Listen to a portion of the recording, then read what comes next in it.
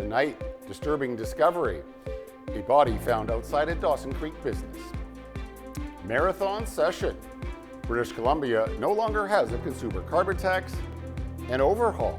All health authorities in BC now under the microscope.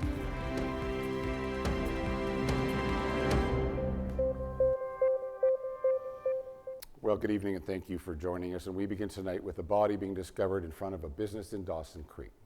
There's not a lot of information about the death, but here's what we know so far.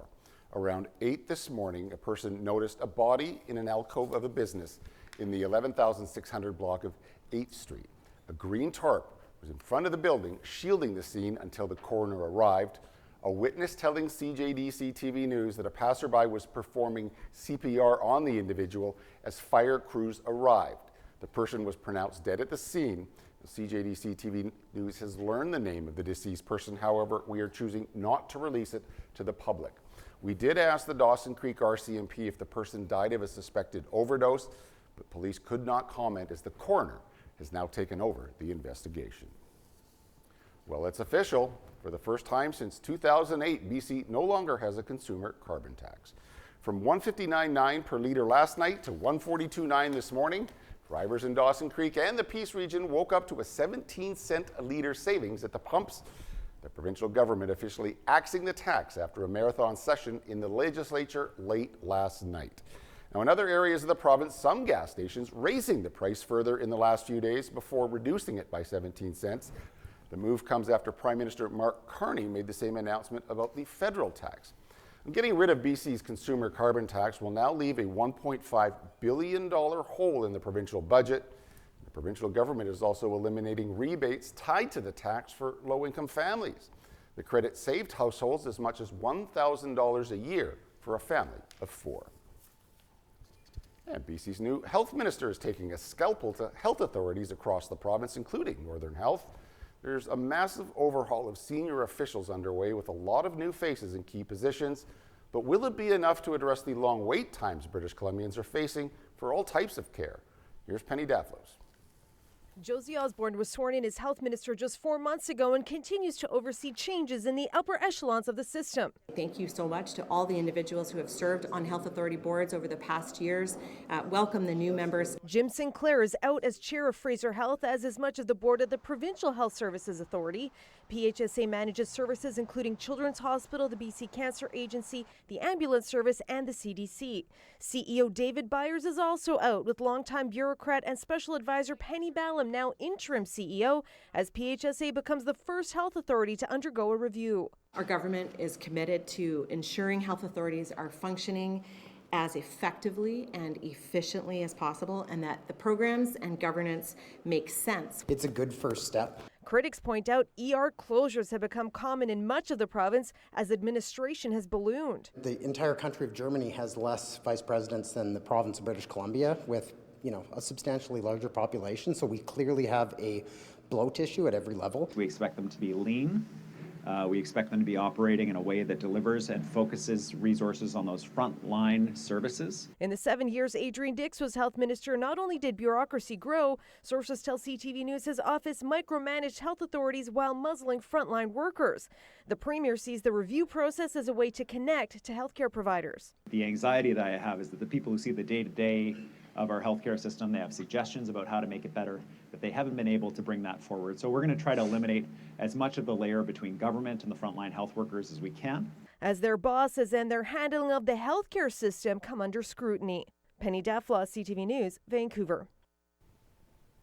Some scary moments at the tarmac at the Vancouver International Airport after an aborted takeoff for a WestJet flight. It happened yesterday just as WestJet was getting ready to take off for Calgary. A spokesperson for the airline says emergency crews were called out of an abundance of caution. Fire crews could be seen spraying down the plane's wheels. A rejected takeoff can happen if the pilot decides to abort the takeoff procedure after it started.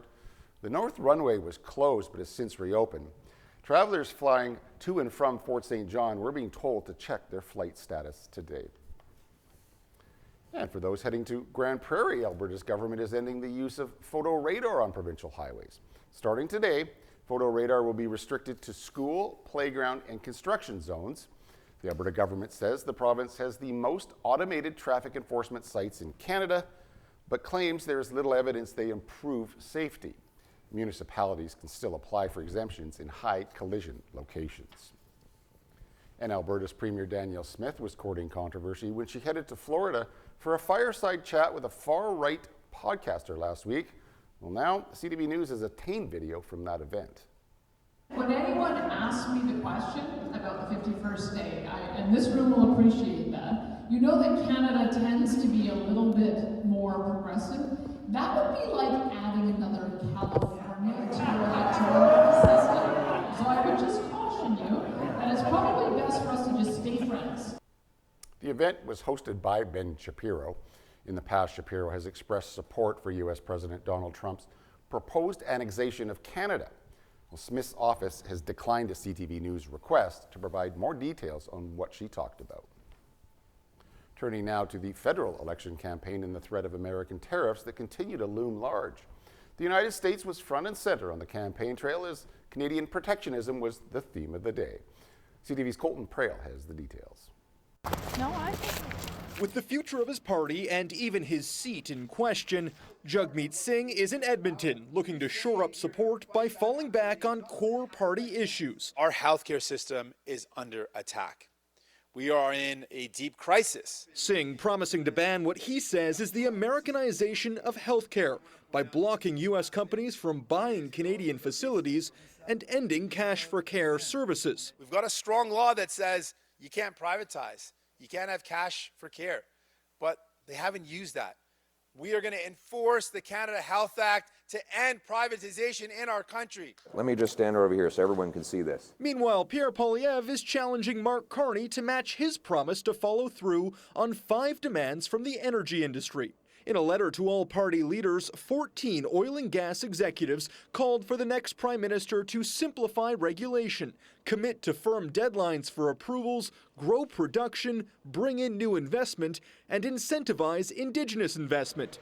Poilievre says that means repealing Bill C-69, the Environmental Assessment Act, and the emissions cap. Either you do these 5 things, or we will stay dependent on the Americans. But when pressed in Winnipeg, Carney said he would not repeal that bill. We will move for projects of national interest to remove duplication in terms of environmental assessments and other approvals. Une crise commerciale temporaire. And in Quebec, the Bloc is rejecting the news that the U.S. views Bill 96, incoming French language requirements on commercial packaging, as an international trade barrier. But it's easy for Mr. Trump to say, too bad for French, because quite often Canada does the same.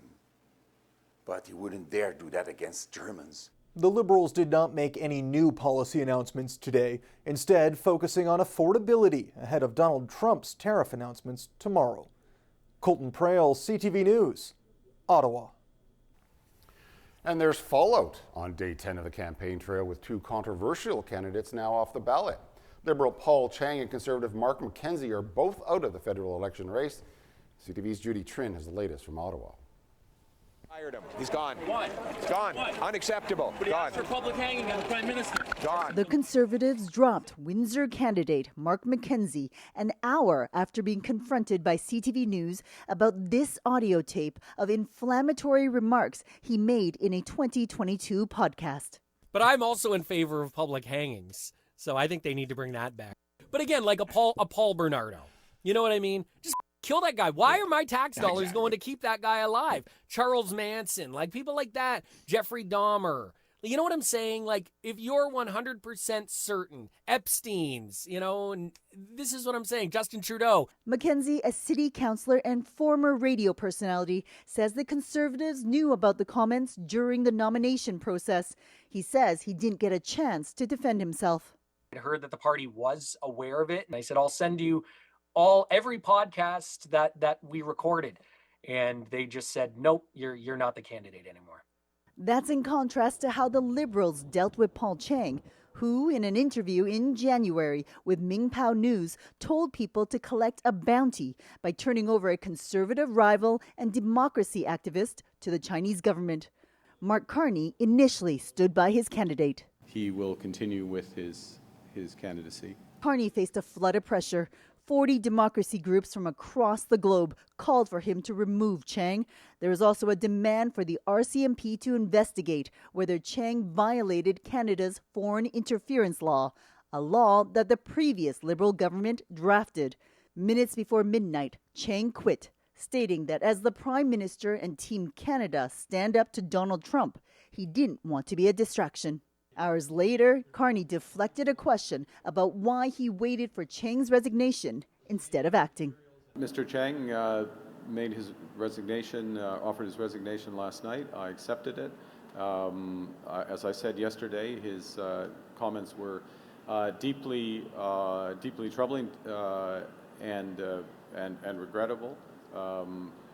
We will move on with looking for a new candidate. With the next round of Donald Trump's tariffs coming Wednesday, April 2nd, expect the focus to revert back to fighting the trade war.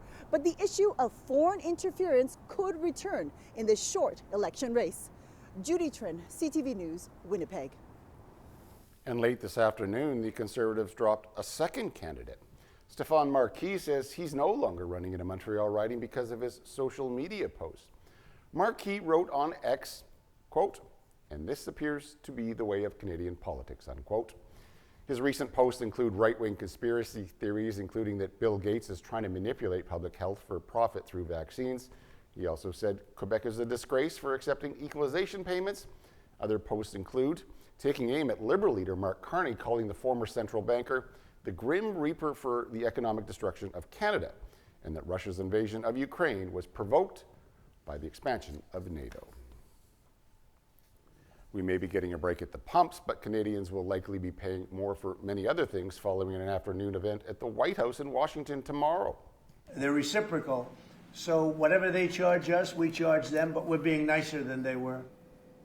No details have been provided about the size and scope of the tariffs, but they will take effect immediately after Trump announces them tomorrow on what he has called Liberation Day for the United States.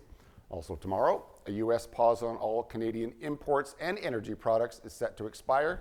Then on Thursday, a 25% American duty on auto imports goes into effect, while aluminum and steel levies are already in place. And the European Union is also bracing for Trump's tariff announcement tomorrow.